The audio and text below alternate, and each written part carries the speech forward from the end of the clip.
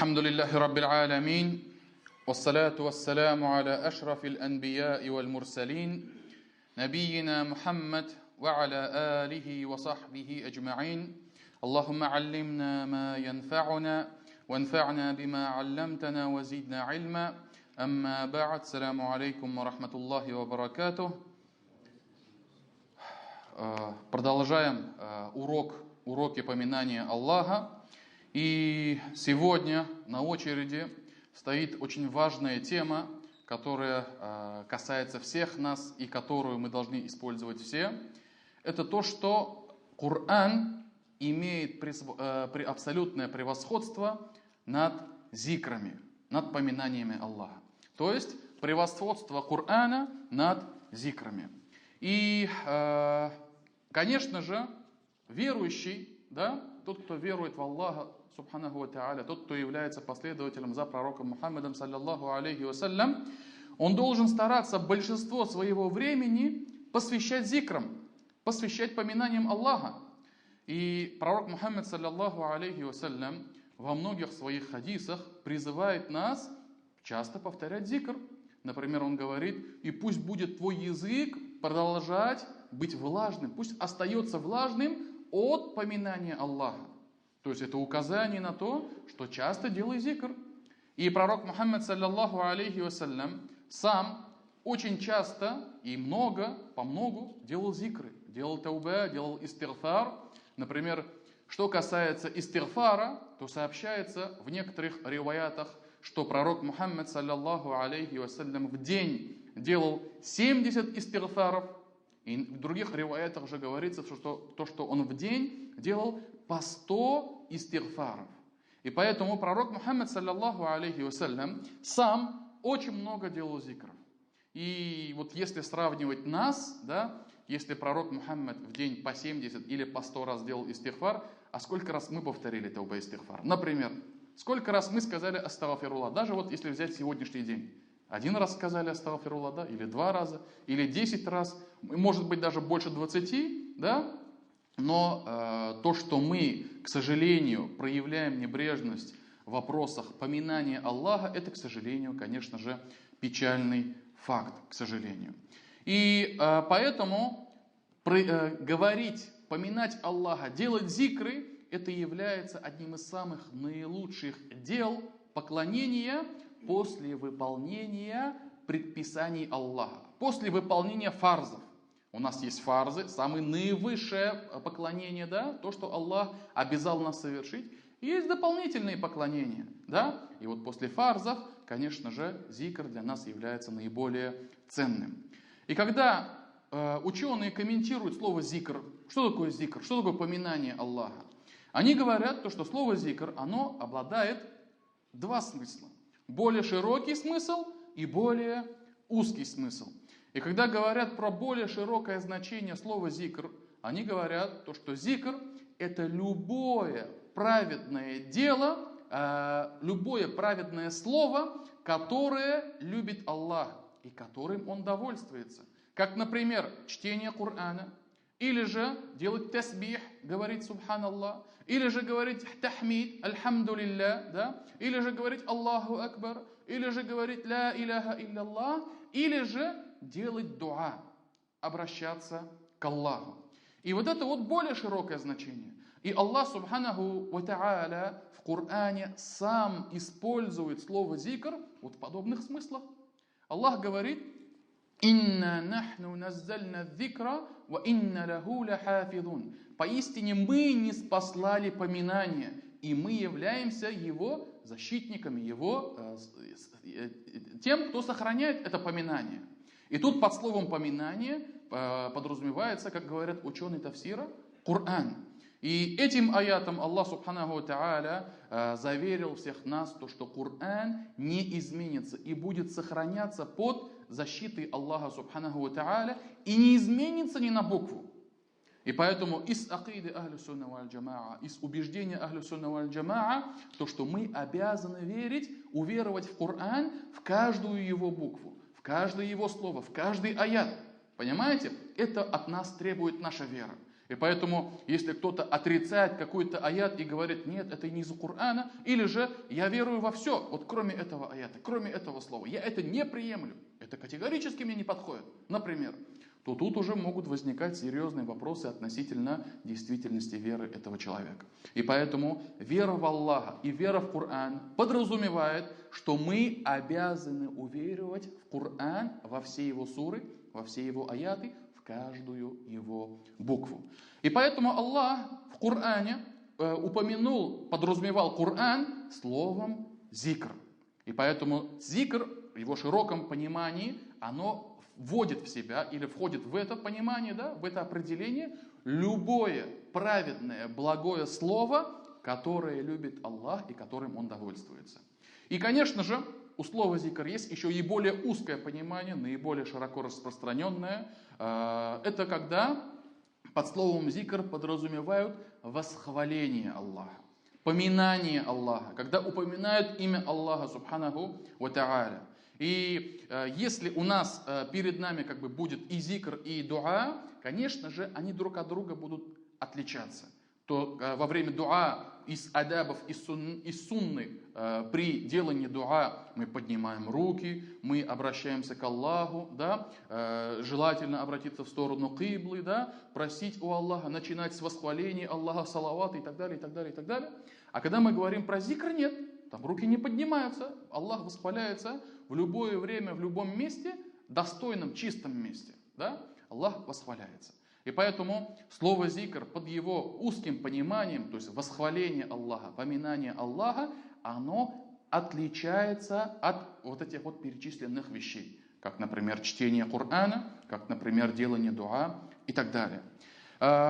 И, конечно же, самое наилучшее, что может произносить человек, это зикр, но после Корана. Самое наилучшее, что мы можем произнести нашими устами, это слова Аллаха, это Его книга. И в хадисе сказано, в сборнике Сахих аль-Муслим, приводится, что пророк Мухаммад, саллаллаху алейхи вассалям, сказал: «Ахаббуль калями иля Аллахи арба, субханаллах, вальхамдулилля, ва ла иляха илляллах, валлаху акбар». Самая любимая речь Аллаху – это 4 слова. Это «Субханаллах», да пречист Аллах от всяких недостатков. Это «Альхамдулилля», вся хвала и честь принадлежит Аллаху. Это «Ла иляха илляллах», нет достойного поклонения божества, кроме Аллаха. И «Валлаху акбар», Аллах велик, Аллах превелик над всем. И поэтому в этом хадисе пророк Мухаммад, саллаллаху алейхи вассалям, говорит нам то, что эти зикры самые любимые слова, самая любимая речь Аллаху. Однако, есть у этого хадиса и другой риваят, где приводится уточнение, то, что это любимейшие слова Аллаху после чтения Корана, где сказано то, что самая любимая и самая наилучшая речь после Корана — это 4 слова, и они являются частью Корана. Эти 4 слова являются частью Корана. И эти слова «Субханаллах», «Вальхамдулилля», «Ва ла иляха илляллах», «Валлаху акбар». И поэтому вот в этом хадисе пророк Мухаммад, саллаллаху алейхи ва саллям, уточняет еще больше то, что самое наилучшее, что мы можем произносить и говорить, это, конечно же, чтение Корана. А затем следует поминание Аллаха, все те зикры, которые пророк Мухаммад, саллаллаху алейхи ва саллям, перечислил.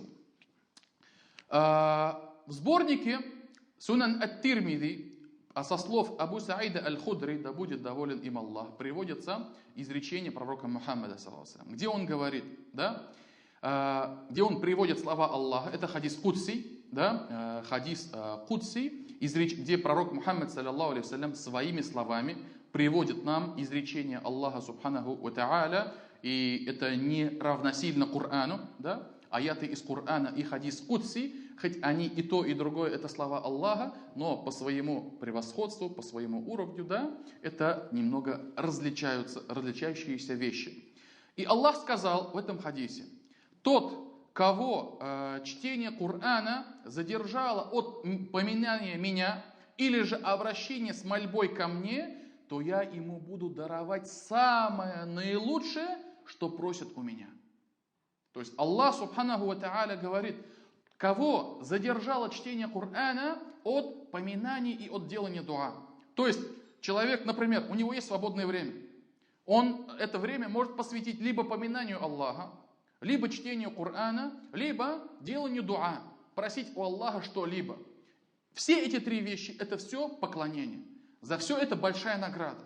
Однако, если мусульманин выберет именно чтение Корана, то Аллах Субханаху ва Тааля говорит, я ему дарую самое наилучшее, что могут у меня просить молящиеся. Все те, которые делают дуа. И поэтому вот Аллах в этом хадисе показывает нам то, что вот среди этих вещей самое хорошее, что ты можешь сделать, это читать Коран. И если будешь читать Коран, то как будто ты и помянул Аллаха, и как будто ты просил у Аллаха. И Аллах Субханаху ва Тааля дарует тебе в качестве награды даже лучшее, что мог бы попросить человек при делании дуа. И также пророк Мухаммад, саллиллаху алейхи вассалям, в еще одном хадисе сообщает нам то, что а если же невозможно читать Коран, если же невозможно его заучить наизусть, что делать тогда?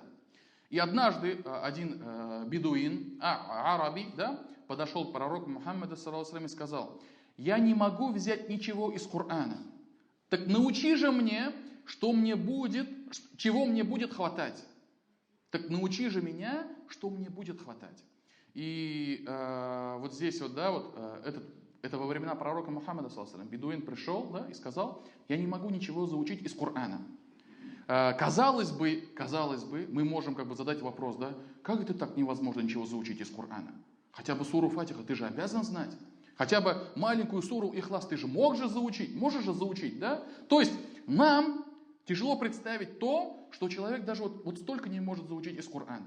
Я и сам был раньше такой, да? Я и сам удивлялся, когда, допустим, кто-то вот только встает на путь ислама, только начинает читать намаз и долгое время топчется.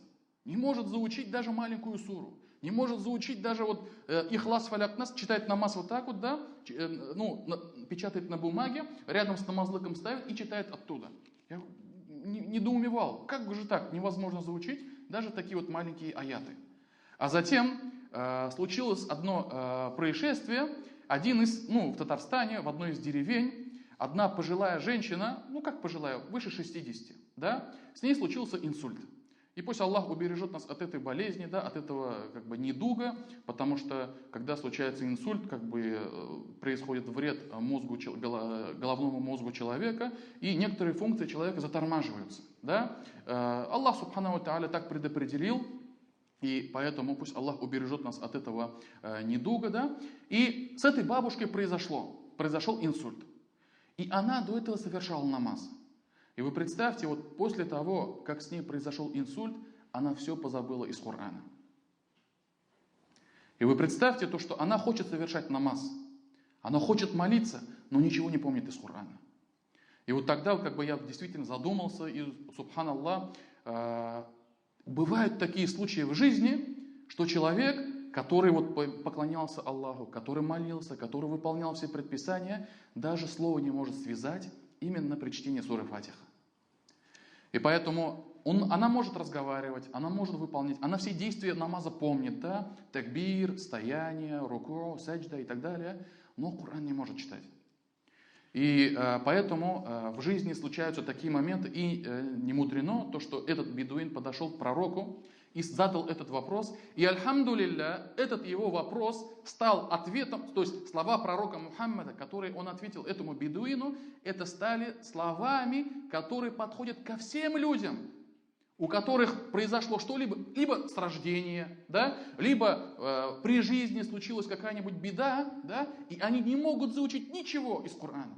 Это является ответом для них всех. Этот бедуин сказал, я ничего не могу познать из Корана, так же научи же меня чему-нибудь, что я смогу, чтобы это было чем-либо из Корана. И тогда пророк Мухаммад сказал, скажи, субханаллах, вальхамдулилля, ва ла иляха илляллах, валлаху акбар. И вот этого тебе станет достаточно, этого тебе хватит. И также у этого хадиса есть другой риваят, и там сообщается то, что этот бедуин добавил слова. И он сказал, я ничего не знаю из Корана. Так научи же меня тому, чего мне будет достаточно в моей молитве. То есть он совершал намаз, он хотел совершить намаз, но из-за того, что мы знаем, что чтение Корана является обязательным в молитве, да, он хотел совершить намаз, и чтобы намаз не содержал недостатки. И тогда пророк Мухаммад ﷺ повторил те же слова, да, что чего будет достаточно в молитве, скажи «Субханаллах, вальхамдулилля, валя иляха илляллах, валлаху акбар». И поэтому вот этот вот хадис, да, является доводом для ученых, когда они говорят, что если человек не может ничего из Корана заучить, абсолютно, да, и как бы он ни старался, как бы он ни прилагал усилия, да, он не может этого сделать, то он в намазе восхваляет Аллаха. Восхваляет Аллаха столько, сколько хватило бы для чтения суры Фатиха. И поэтому чтение Корана является ваджибом, обязательным в молитве. Да? Например, в намазе мы же читаем суру Фатиха, и другую суру после суры Фатиха, да? Чтение суры Фатиха в ханафитском мазхабе считается ваджибом, обязательным.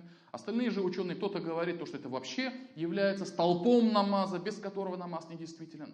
Так или иначе, но чтение суры Фатиха мы должны обязательно совершать. Что касается суры, которая идет после Фатиха, то в ханафитском мазхабе говорится, что это либо один большой аят, либо 3 маленьких. И они приводят пример, что в Коране самая маленькая сура, сура Каусар, содержит 3 аята. И поэтому, как минимум, ты должен прочитать этот самый объем.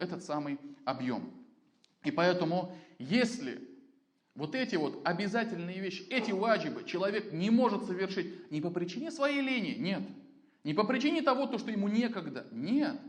А если человек по причине здоровья, по причине памяти, плохой памяти, или иных объективных, да, серьезных причин не может заучить наизусть и Фатиху, и иные суры, то он в намазе, именно когда при стоянии, да, после такбира, он восхваляет Аллаха, делает зикры, Аллаху Акбар говорит, Субханаллах говорит, ля иляха илляллах повторяет, столько, сколько хватило бы, чтобы прочитать суру Фатиха.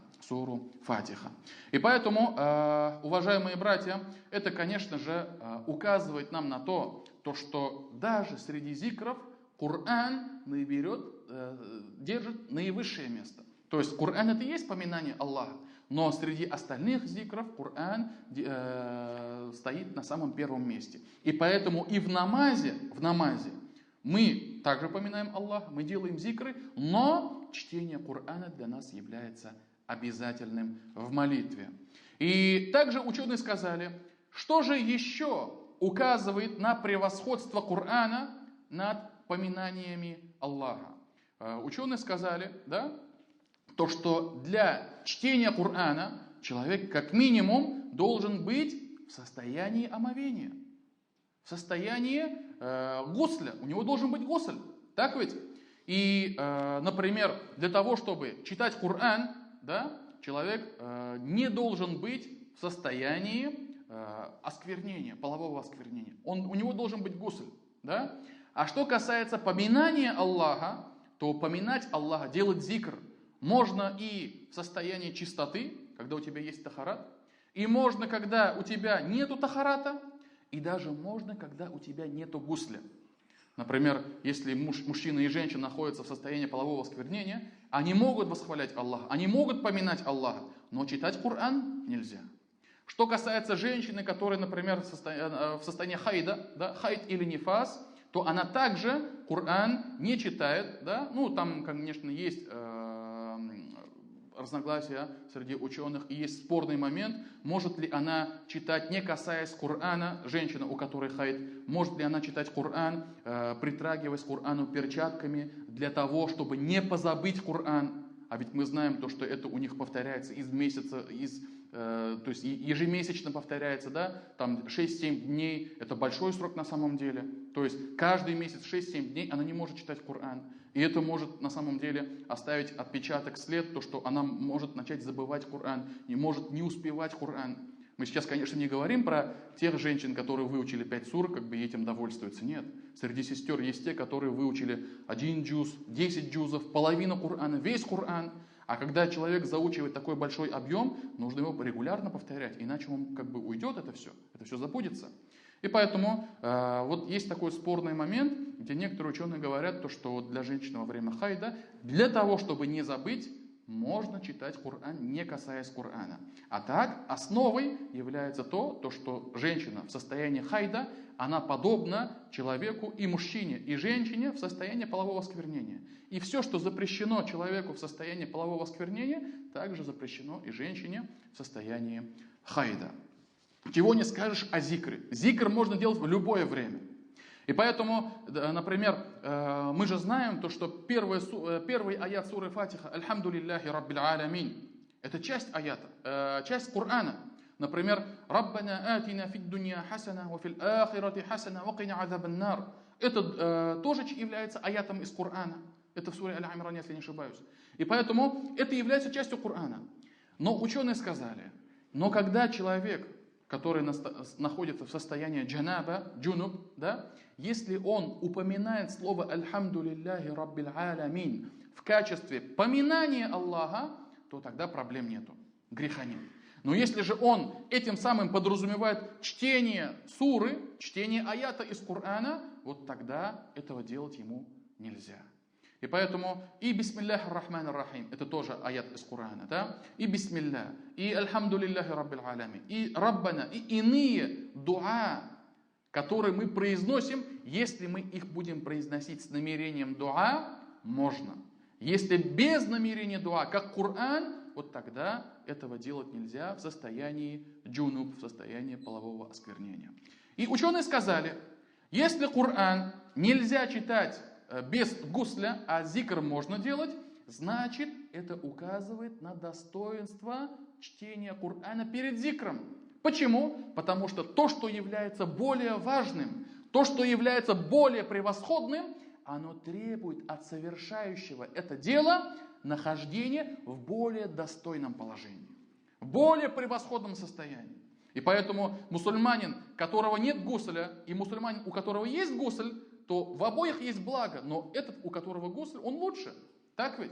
Верующий, у которого есть тахарат, у которого нет тахарата, он более превосходен, у него больше достоинства, чем у которого нет тахарата. То есть это временное, да, но все равно этот человек лучше его.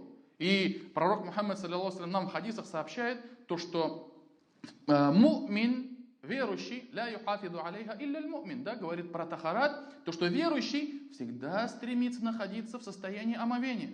Всегда ходит с тахаратом. Он не говорит про мусульманина, то есть же степени, да, мусульманин, му'мин, мухсин.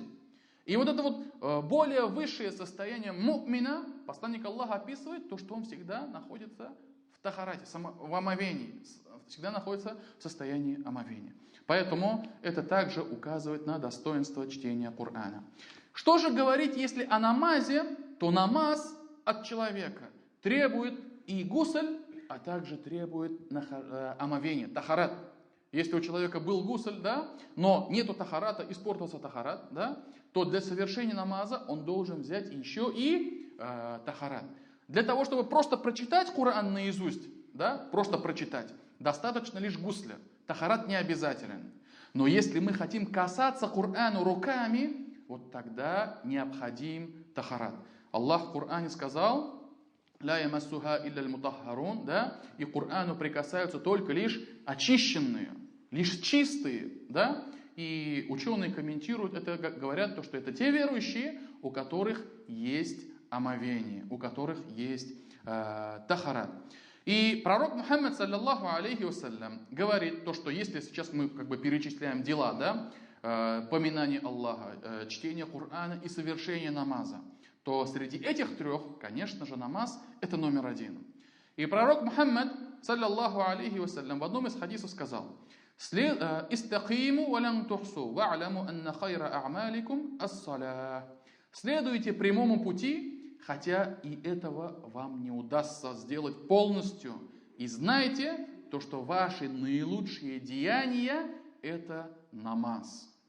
И на самом деле очень удивительный хадис, где пророк Мухаммад, саллиллаху алейхи ва саллям, в одном предложении описал всю суть человечества, всю суть людей.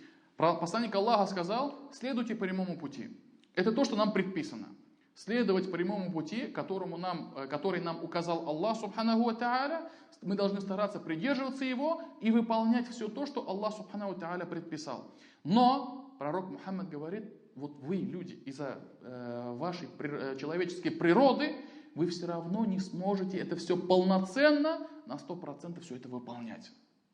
То есть это говорит о том, что у нас, у людей, всегда будут какие-либо недостатки, всегда какие-либо будут ошибки. Мы всегда много это или мало это, но будем допускать упущения. Но это ни для кого не должно служить оправданием. То, что пророк сказал, то, что мы никогда не сможем достичь совершенства идеала в вере, да, значит все зачем стараться тогда, да, если мы все равно этого не сможем достичь? Нет, это оправдание лузеров на самом деле, да, это оправдание ленивцев, да, это оправдание недостойных людей. Но мы всегда должны стремиться к наилучшему, хоть и можем допускать из-за того, что из-за нашей человеческой природы, из-за того, что Аллах Субханаху ва Тааля нас создал такими, мы можем допускать некоторые ошибки или некоторые упущения. И пророк Мухаммад ﷺ сказал, что самые наилучшие ваши дела – это, конечно же, молитва. И ученые сказали, что самое лучшее дело, которое можно выполнить телом, это намаз. А также, что касается после намаза, это чтение Корана, касаясь к нему в состоянии тахарата. И уже после этого уже поминание Аллаха. И для поминания Аллаха не является условием ни нахождения в состоянии тахарата, ни то, что человек был бы в состоянии гусля. И вот это вот все, ученые сказали, указывает на то, что Коран имеет превосходство над тасбихом, говорит Субханаллах, над тахмидом, говорит Альхамдулилля, да, над словами Аллаху Акбар, над всем этим и имеет превосходство, имеет достоинство. То есть Коран — это самое наилучшее, что мы можем говорить. Это в целом. Но иногда случаются такие обстоятельства, иногда приходят определенные времена, иногда бывают такие специальные места, где это превосходство, оно уходит на второй план. И поминание Аллаха, делать зикр, да, выходит на номер один. И просто, если вкратце говорить, но мы сейчас будем об этом иншаллах подробно, просто чтобы понять, да, как, например, когда в мечети говорят камат на намаз, сидеть читать Коран, это не является лучшим делом. Лучшим делом присоединиться к молитве. Так ведь? Или же, например, когда паломники находятся в день Арафа, в долине Арафа, начиная с зухр намаза, с заваля, с зенита солнца, и до захода солнца за горизонт, пока оно не сядет, да, самым наилучшим делом в этот день это поминание Аллаха. Это делание дуа. Это место, когда мы делаем дуа. И читать Коран вот в это время, хоть оно и является благим делом, но оно сейчас не к месту. Но оно сейчас не является приоритетным действием, которое должен делать верующий. И поэтому в целом, да, в целом чтение Корана — это самое наилучшее деяние, самые наилучшие слова. Но бывают иногда такие времена и такие места, обстоятельства, при которых зикр, поминание Аллаха, или же дуа выходит на первое место. И об этом ученые сообщают нам следующие слова. И один из ученых сказал, что когда мы, говорит, выполняем какие-либо дела, мы должны знать, да, что самое наилучшее дело, оно может быть законным, или же дозволенным, или же предписанным для всех людей. Но иногда, говорит, это все может измениться в зависимости от состояния людей.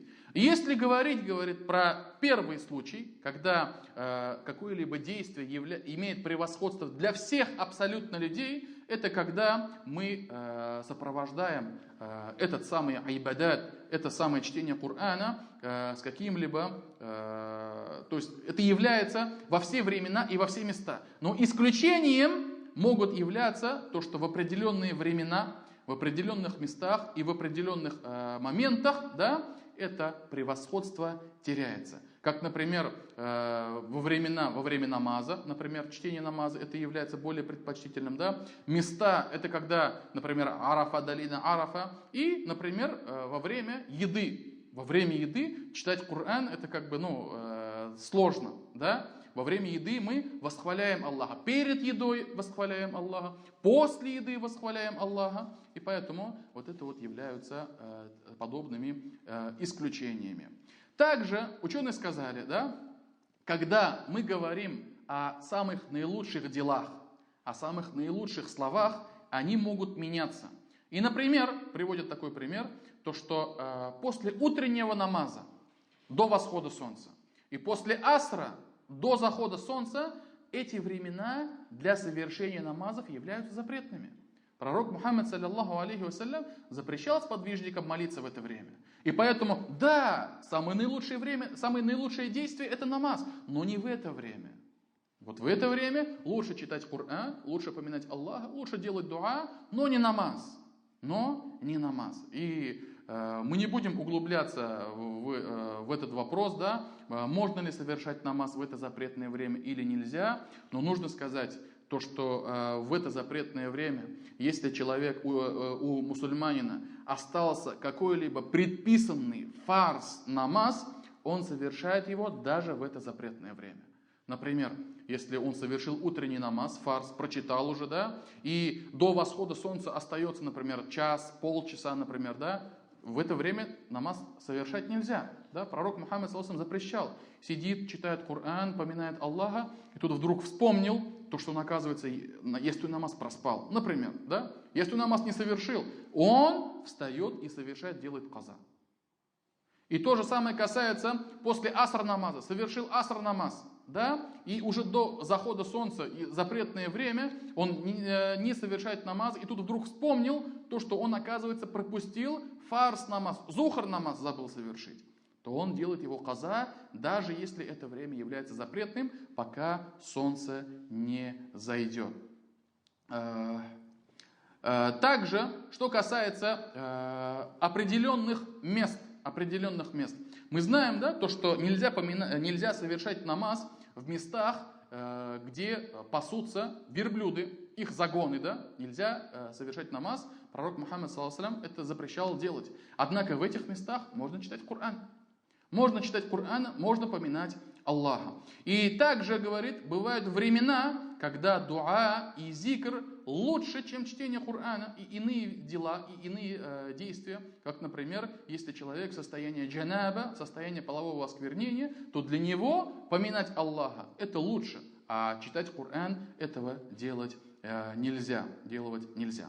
И точно так же, если мы сейчас будем разбирать намаз, во время руку, во время поясного поклона и во время саджда, во время земного поклона, да, пророк Мухаммад, саллиллаху алейхи вассалям, сказал: «Мне было запрещено читать Коран в земном поклоне и в поясном поклоне.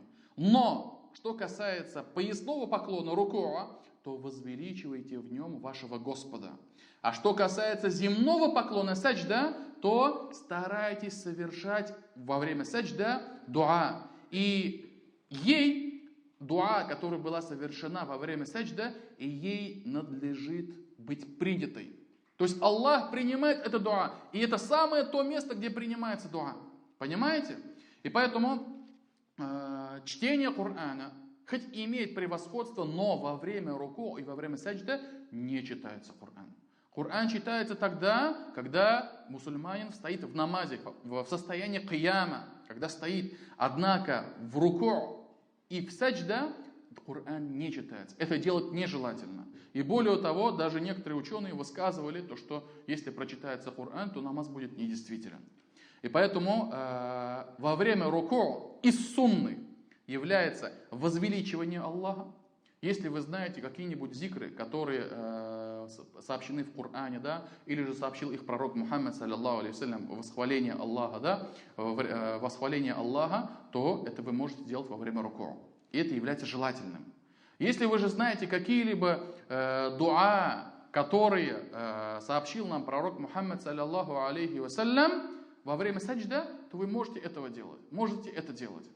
Но что касается дуа на неарабском языке, на татарском, на русском, на английском, французском, кому как удобно, да, относительно этого ученые, конечно, придерживаются разных мнений. Кто-то из современников говорит, то, что если человек теперь, который не является арабом, который не является, вообще, вот только-только начал совершать намаз, и это, говорит, не должно его удерживать от того, что он теперь не будет просить у Аллаха ничего во время саджда.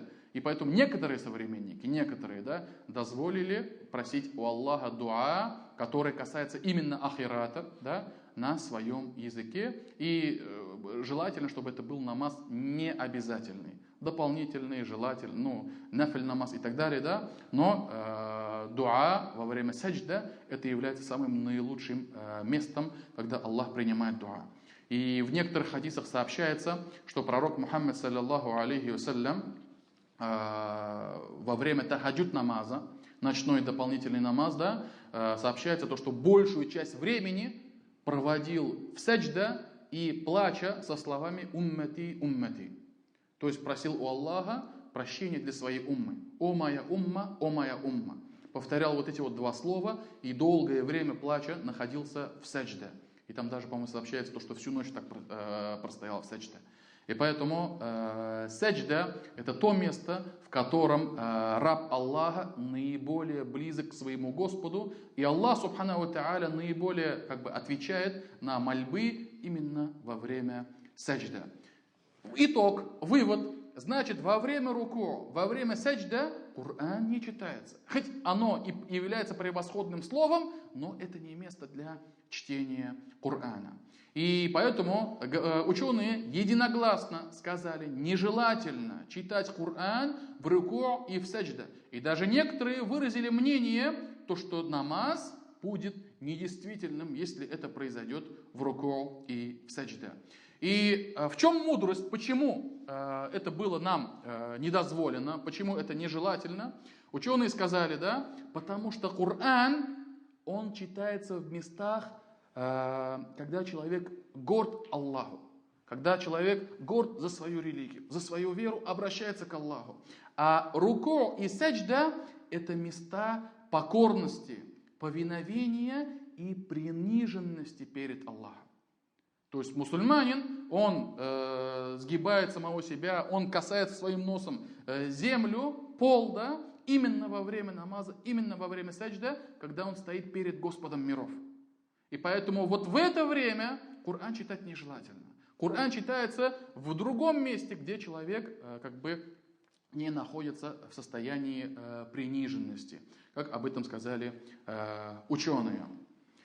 Также, как, например, говорит таваф, обход вокруг Каабы, крутиться 7 раз, начиная с черного камня и сделать против часовой стрелки 7 кругов.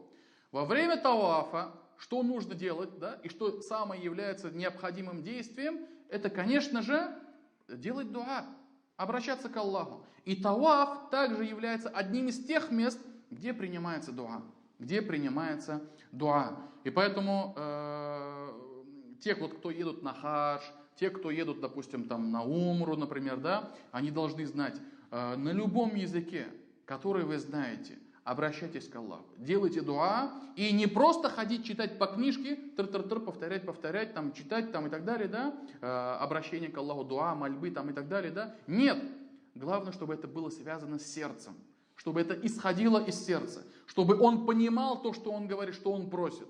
И поэтому, если уж потом он уже за всех попросил, сделал дуа, и за себя, и за своих близких, все переспросил уже у Аллаха, да, и рай, и ахират, и машину хорошую, и дом трехэтажный, и так далее, да, когда уже больше ничего не остается, вот тогда, чтобы просто, не терять время, он может взять Коран и ходить читать Коран и во время тавафа. Но самое наилучшее, что в тавафе может сделать верующий, это, конечно же, дуа. А также арафа, муздалифа, а также при бросании камней. Во всех этих местах является наилучшим деянием это поминание Аллаха и дуа, как сказал этот ученый.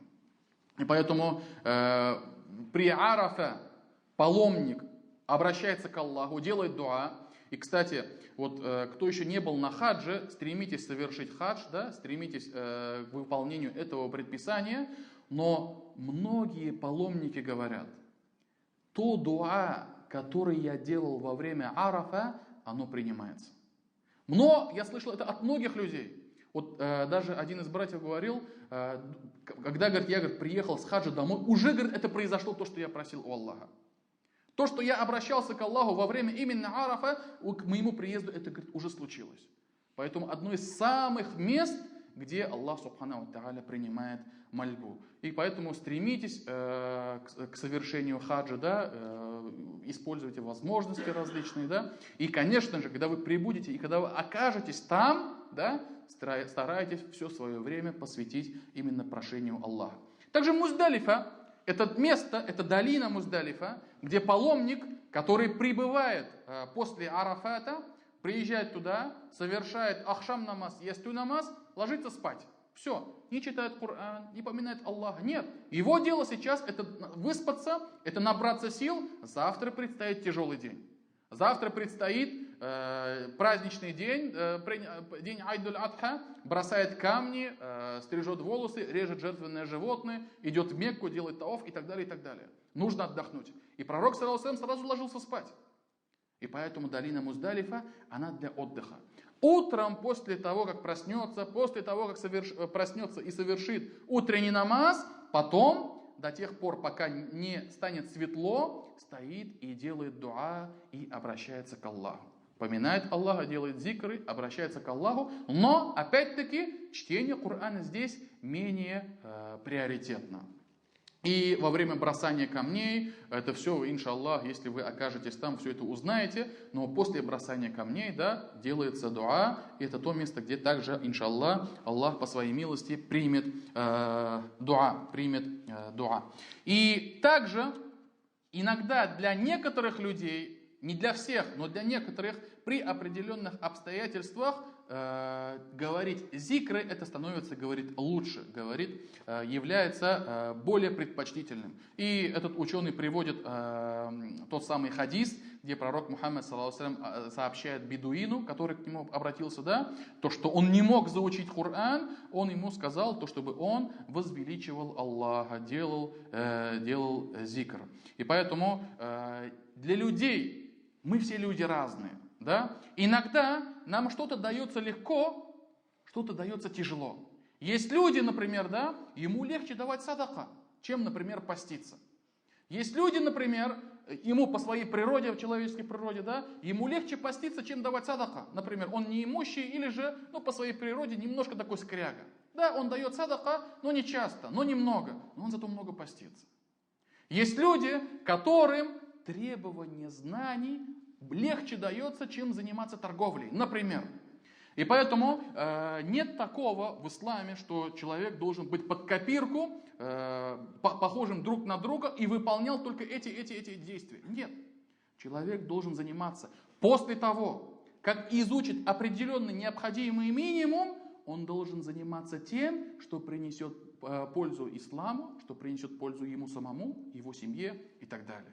И поэтому после того, например, даже те же самые знания, изучение знаний, после того, как он изучит, что ему было необходимо для совершения намаза, например, для уразы там, и так далее, да, или же то, что ему необходимо для ведения бизнеса, если он это изучил, а дальше уже в голову не лезет, например, да, то ему лучше остановиться и заниматься тем, что у него получается. Я когда учился в медресе, у меня был один друг, да, альхамдулилля, он и сейчас живой, пусть Аллах Субхану ва Тааля дарует ему благо, он мог всю ночь просидеть и пытаться заучить вот такой вот текст. И не мог этого сделать. Вы представляете? Он старался, он прямо прилагал все усилия, да. Вот такой вот маленький арабский текст, там был урок там, на арабском языке, да. Он всю ночь мог просидеть и не мог этого сделать, не мог этого выучить. Но однако он был прекрасный мусульманин. Я однажды, даже когда стоял с ним вместе, молился, совершал намаз, очень часто замечал то, что во время саджда он плачет. Вот кто из нас вообще последний раз, когда я вообще плакал когда-нибудь? Не говоря уже во время саджда, во время намаза. А он часто, даже во время фарс намазов, я слышал, как он всхлипывает, как, носом, да, заметно то, что как бы он его глаза влажные, он прослезился. Часто это замечал. Но несмотря на это, не давалось ему заучивание. Он не мог заучивать тексты. И поэтому все мы разные. И у нас иногда получается что-то одно лучше, чем другое. И поэтому нужно стараться проявить себя там, где тебе это хорошо получается, чтобы принести пользу остальным мусульманам. Если, альхамдулилля, Аллах даровал тебе, и ты оказался после окончания учебы прекрасным врачом, работай в этой сфере, помогай приноси пользу мусульманам. Если ты оказался каким-нибудь удачливым, хорошим таким бизнесменом, который, как Абдурахман ибн Ауф, сподвижник, про него же говорят, когда он, говорит, смотрел на землю, да, он уже просчитывал план, и он уже видел, как из нее извлечь прибыль. Как из нее получить прибыль. Так ведь? Аллах Субхану ва Тааля дает кому-то такую предпринимательскую жилку. Если у него это получается, пусть он занимается этим и приносит пользу мусульманам. Пусть выплачивает закат, пусть дает садака, помогает неимущим и так далее. Понимаете? И поэтому все мы разные, и у всех у нас получается что-то одно лучше. И поэтому вот это вот то, что получается лучше, мы должны выполнять самым наилучшим рвением, чтобы Аллах Субхану ва Тааля был доволен нами. Так. И также сообщается, Табари приводит историю, когда Амр ибн Аби Салама, у одного из ученых, он сказал: «Саальту аль-Ауза'и ан кираат аль-Кур'ан, а'аджабу илейка ами ад-зикр». Я спросил у имама аль-Ауза'и о том, что для него более ближе, более любимее, чтение Корана или же поминание Аллаха. И вот, к слову, нужно сказать то, что имам аль-Ауза'и, хоть он для некоторых из нас будет звучать впервые, кто такой вообще имам аль-Ауза'и, да, впервые о нем слышу, но это один из имамов нашей уммы. И когда мы говорим про имамов, мы всегда вспоминаем только лишь 4 имамов масхабов, например, да? Имам Абу Ханифа, который был родоначальником ханафитской школы, да? Имам Шафии Мухаммад ибн Идрис, да? Который является родоначальником школы шафиитов, имам Малик ибн Анас Маликитов, Ахмад ибн Хамбаль, да? Ханбалиты и так далее. Но на самом деле подобных имамов было великое множество, их было много.